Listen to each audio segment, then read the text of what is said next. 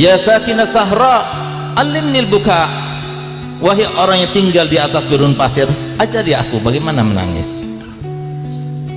Wa zikruka ansani jami'al masaib, setiap aku mengingatmu wahai Nabi, semua musibah terasa ringan. Idza kunta anni fit turabi maghibah, kalau seumpama engkau sekarang berada di bawah tanah, aku tidak bisa melihatmu. Fama anta an qalbil hazini, engkau wahai ayah, walaupun aku tidak melihatnya, tapi engkau selalu dalam hatiku, tidak pernah terlewatkan. Di saat itulah beliau berkata kepada Imam Ali, wahai Ali, semalam ayahku telah datang kepadaku dan dia berkata padaku, wahai Fatimah, sudah lama aku tidak berjumpa denganmu, sudah lama aku tidak memelukmu, hari ini adalah waktunya engkau kembali kepadaku dan aku memelukmu. Maka Sayyidina Ali meneteskan air mata dan dia berkata begini kepadanya, wahai Fatimah, tolong kalau engkau nanti berjumpa dengan ayahmu, maka sampaikan 3 pesanku ini. Pesan yang pertama, sampaikan salamku kepadanya dan beritahukan kepadanya bahwa aku rindu kepadanya. Pesan kedua, kalau engkau tidak ridho kepadaku, kalau engkau tidak puas kepadaku, karena aku adalah seorang yang miskin tidak punya, jangan kau adukan kepada ayahmu. Yang ketiga, kalau nanti di padang mahsyar engkau melihat aku sedang ditarik oleh malaikat Zabaniyah, tolong selamatkan aku. Maka kemudian oleh Sayyidatina Fatimah dipeluknya Imam Ali, maka gantian Imam Ali diperdengarkan suaranya dengan Sayyidatina berkata, kalau begitu ya Ali, aku juga berpesan padamu 3 hal. Kalau nanti aku meninggal dunia, engkau yang memandikan aku sendiri, engkau yang mengkafani aku sendiri, dan engkau yang menguburkan aku sendiri. Nanti kalau aku meninggal dunia, ingatlah setiap orang yang dalam keadaan asing, tidak ada keluarga, ingatlah para yatim piatu, ingatlah mereka yang masih muda-muda itu yang perlu kasih sayang, ingatlah mereka sebagaimana engkau akan mengingatku nanti setelah aku meninggal. Yang ketiga, ketika engkau menguburkan aku, ambillah tasku itu, di dalam tas itu ada sebuah secari kertas, letakkan dalam kafanku, makamkan aku bersamanya. Sehingga Imam Ali berkata, apa yang tertulis dalam kertas itu wahai Fatimah?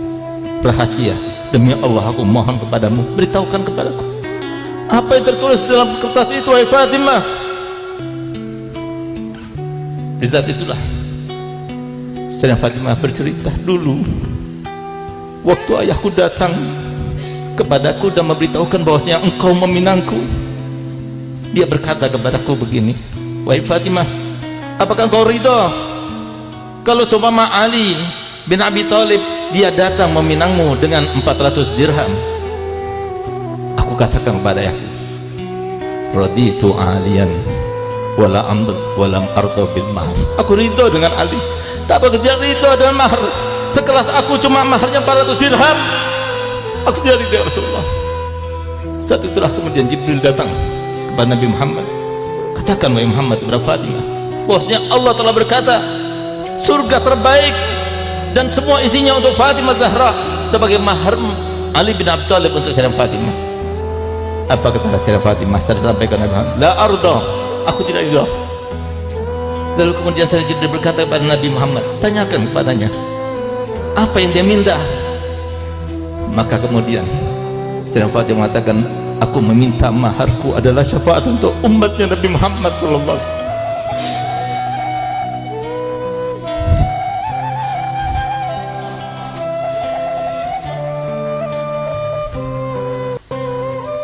Nabi SAW berkata, kenapa kau minta itu wahai Fatimah? Ya Rasulullah, aku minta syafaat daripada umatmu, karena itulah yang kau pikirkan setiap hari, setiap saat, setiap waktu.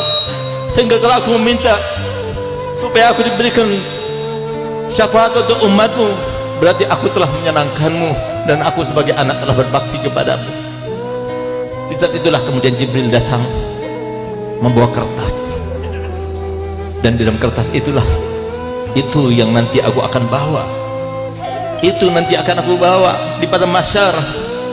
Aku akan berkata kepada Allah Ta'ala, ini mahar ya Allah, berikan syafaat seluruh umat Nabi Muhammad.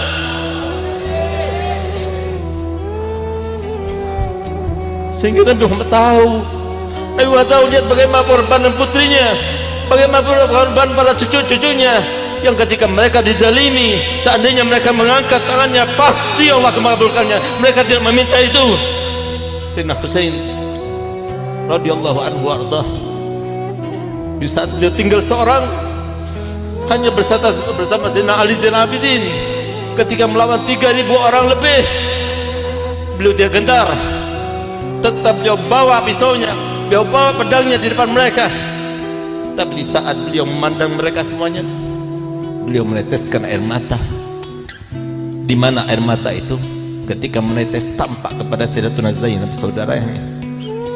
Keluar Sayyidatuna Zainab, berlari dari kemahnya, mendekat pada Husain. Ya Husain, di depan mereka kau menangis. Engkau adalah anaknya Ali, engkau adalah anaknya Fatimah. Engkau menangis di depan mereka. Engkau takut pada pedang mereka, engkau takut pada kematian.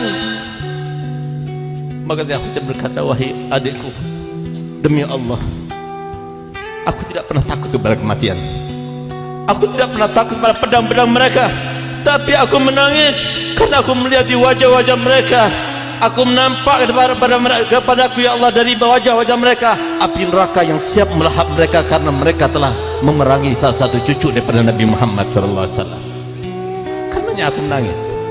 Kalau seumpama kematian tidak ada di dalam ketakutanku, demi Allah wahai Zainab, aku setiap menghadap kepada kakekku, karena semalam aku bermimpi datukku Nabi Muhammad, dan dia berkata kepadaku, Husain, hari inilah waktunya engkau berbuka bersamaku di surga. Nabi Muhammad tahu kenapa cucunya itu begitu diingat-ingat. Uzakirukumullah fi ahli baiti, aku ingatkan kalian semua, termasuk terkait dengan anak cucuku. Kenapa? Karena Nabi Muhammad tahu ketika datang iblis kepada Nabi Muhammad, lalu iblis itu berkata, aku datang kepadamu wahai Muhammad dalam keadaan terpaksa. Nabi Muhammad tidak langsung meresponnya, tapi Nabi Muhammad bertanya kepada Jibril, kenapa iblis itu datang kepadaku? Dan dia berkata seperti itu, ya Rasulullah, tidak ada seorang nabi pun dan rasul pun yang didatangi oleh iblis kecuali dengan maksud dan tujuan untuk menjerumuskannya ke dalam dosa demi dosa, kecuali engkau. Sekarang dia diperintahkan Allah Ta'ala untuk datang kepadamu untuk menjawab setiap pertanyaanmu. Kalau dia itu berbohong di dalam jawabannya, maka niscaya Allah akan mencabut kembali semua yang Allah janjikan kepadanya, di antaranya hidup sampai hari kiamat, bisa masuk ke dalam benak manusia dan sebagainya. Lalu Nabi Muhammad bertanya, pertanyaan pertama yang ditanyakan kepadanya, apa kata beliau? Wahai iblis, siapakah manusia yang paling kau benci? Siapakah manusia yang paling kau benci? Dijawab oleh iblis, yang paling aku benci adalah engkau dan anak keturunanmu. Yang paling aku benci adalah engkau dan setiap yang mewarisimu. Yang aku benci adalah engkau dan setiap ulama yang meneruskan perjuanganmu. Sehingga Nabi Muhammad tahu, kalau ada seorang yang mukmin, ada orang yang benci kepada keluarga Nabi Muhammad, Nabi Muhammad telah mengatakan, man ahabbakum fahuwa mu'min wa man abghadakum fahuwa munafiq. Tidak ada seorang pun yang mencintai mereka, mencintai kalian, kata Muhammad, kecuali dia ada seorang mukmin. Ya Allah, ajalna minal mu'minin ya Rabb. Dan tidak ada seorang pun yang benci kepada kalian kecuali dia ada seorang munafik. Kenapa Nabi SAW mengatakan demikian? Karena yang benci kepada keluarga Nabi berarti seperti itu.